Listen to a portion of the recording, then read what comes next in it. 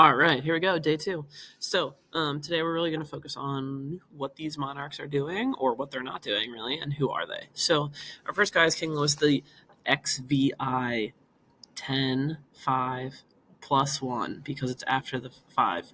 So King Louis the 16th. There he is. He really has no interest in being a monarch. He never did. He would rather hunt. He would rather do anything. Therefore, he never really... I don't want to give him no credit, but word on the street is he never really paid attention in his upbringing in like political affairs or economics teaching. So he didn't really know what he was doing. He is in an arranged marriage with this woman, Marie Antoinette. She becomes famous for not saying something later on, but we'll get there. So Marie Antoinette was a member of the Austrian royal family, and she grew up in a life of luxury, and she was very used to very nice things, and she spent money as often as she wanted, because that's what she felt like it was to be royal. So she, whether she meant to or not, did not give King Louis a lot of great advice, and a lot of times it was the opposite of what needed to be done. Now, did she do that maliciously? I can't speak to that because I was not there, but it just always seemed to go the wrong way for them. Sometimes they called her Madame Deficit because she refused to wear the same clothes twice, and she refused to get her hair done the same way twice. If you want to go down a rabbit hole, look up the JSTOR article on Marie Antoinette boat hair. She did her hair like a boat. Anyway, apparently she lost $1.5 million playing poker one night. So if that doesn't tell you everything about her, who knows? Okay, so back to our simulation that we did in class the other day. If you weren't in class, which is probably why you're watching this, here's what we did. So King Louis XVI has a meeting, and he calls a meeting, and it's called the Estates General, and that's basically just all 3 estates in France came together and had a meeting. Now, King Louis acted as an absolute monarch. However, he technically was not an absolute monarch because he had this meeting of the Estates General that he was supposed to be calling. Now, it hadn't met in 175 years. So he acted as an absolute monarch, but technically he wasn't one. So at this meeting of the Estates General, he basically called everyone together in 1788 and said, I don't know what to do. As a country, we are out of money. So I'm looking for your advice. What are we going to do here? So France had no money from the French and Indian War, from the American Revolution, from his spending, from his wife's spending. It just wasn't good. So they needed to generate more money. And historically, they had always just taxed the Third Estate more, which was still on the table, but he was looking for advice. So he calls a meeting of the Estates General. Now, the other thing they talk about at this meeting is voting, and this is how it was voted on prior. So we call it vote by estate. So the first estate got 1 vote, the second estate got 1 vote, and the third estate got 1 vote, which sounds great. Everyone gets 1 vote. It's more of a representative government. The only problem is the third estate, makes up like 8% of French society. So 98% of French people only have 1 vote, while the rest, maybe like 1% and 0.5%, also have the same amount of voting power. So the Third Estate was very upset about this, and historically, even going back even further, before the meeting of the Estates General, before the French Revolution, was very upset about this. Also, they felt like they were being underrepresented. Every time, so to give you an example, every time the king, before the meeting of the Estates General, said, hey, should we raise taxes on the third estate, the first estate would vote yes, the second estate would vote yes, and it wouldn't matter. The third estate would get outvoted every single time. What the third estate was proposing was this, which it looks the same, but it's not. The numbers change. It's called voting by head. This is what the third estate wanted. If you look at the numbers here, the first estate would get 291 votes. The nobility would get 270 votes. And the third estate would get 578 votes. Now, if you add the first and second estate together, that's still less than the third estate. But because every person with a head, vote by head, every person with a head at the meeting of the Estates General got a vote, it allowed people to vote for maybe not what the rest of their estate thought. First and second estate hated this idea because the third estate would be able to outvote them if they wanted for things like taxes. So, at the conclusion of the Estates General, Hold on. Okay, sorry, there are kids walking in the hallway.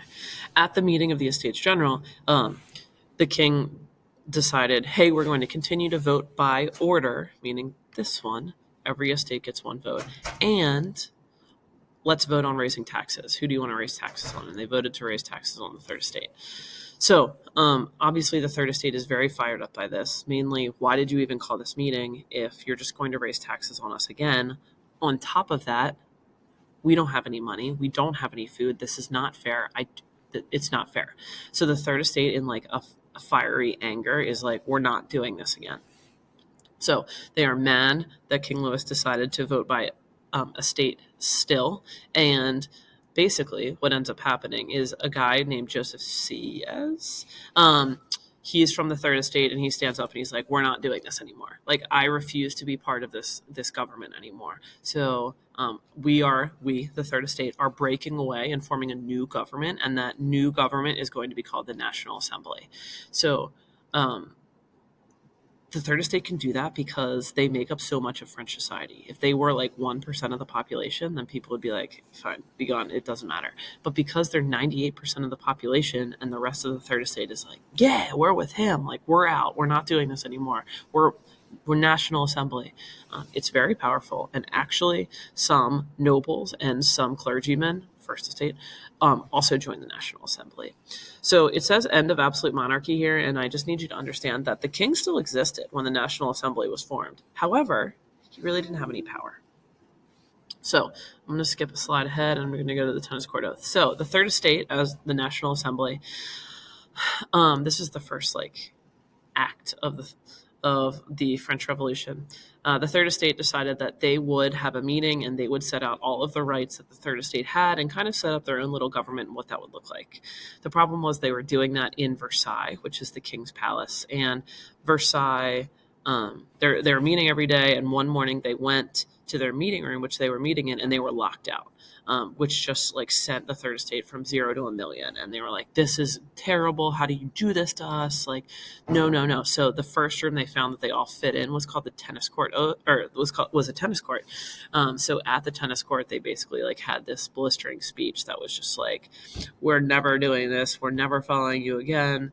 We're always going to be this way. Third estate, hoorah, a little rallying cry. So what they really wanted was the government to distribute power and more of a constitutional monarchy. And this, let's go back one slide. This is a painting from the tennis court oath. So you can tell it's like a big room. We went over kind of like some art stuff, but this is a painting that represents that time. Just some questions. How did most of France feel about the tennis court oath? They were very passionate about it. They agreed with the third estate. Now, the second question here. Let me back you up. Let's say you're the king, and this event, this picture right here, the tennis court oath, happens in your house, because it does. It happens inside Versailles. If it happens in your house, you basically have like this little mob happen inside your house. You would be afraid. I would be afraid. You would be afraid. If people were like doing this at your house, you would be afraid. So King Louis, in an effort to protect himself, surrounds Versailles with troops. He's protecting himself. He's in charge of the military. He surrounds Versailles with troops. Now, the third estate sees King Louis surround Versailles with troops, and they are like, oh, so we're going to fight. We're going to fight. If you are bringing in the military, we need to fight back against that. So, again, things are just, we talked about like domino effect. As the meeting of the Estates General, the domino effect was the forming of the National Assembly. Being locked out of their room, the domino effect there is the tennis court oath. The tennis court oath causes King Louis to surround Versailles with troops. When King Louis surrounds Versailles with troops, the third estate feels threatened, and then they storm the Bastille. Now, what is the Bastille? The Bastille was an armory, and an armory is just a place where weapons were stored, and it was also a prison. Okay. This prison armory was basically taken over by the third estate. Some people were killed. I think the guy in charge of the prison was actually killed himself. And this is our first like bloodshed of the French Revolution. So really important here. There's some pictures if you want to go through them. But let me just stop right here.